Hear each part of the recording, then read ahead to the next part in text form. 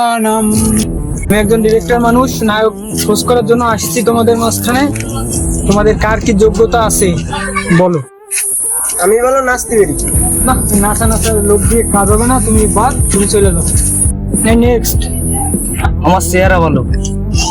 না না, cancel cancel, তুমি যাও, তুমি বাদ। এই নেক্সট। আমি যে কোনো অ্যাঙ্গেলে শুট দিতে পারি। না, হবে না হবে না, যাও বাদ। এই নেক্সট। আমি ভিলেন হিসেবে পার্ট ভালো পারি, তবে আমি নায়ক হিসেবে পার্ট দিলে তাও শুটিং করতে পারবো। না, তোমার যে চেহারা ছবি এতে ভিলেনের পার্টেই মানায়, তোমার নায়ক হিসেবে নেওয়া যায় না, বাদ। এই নেক্সট।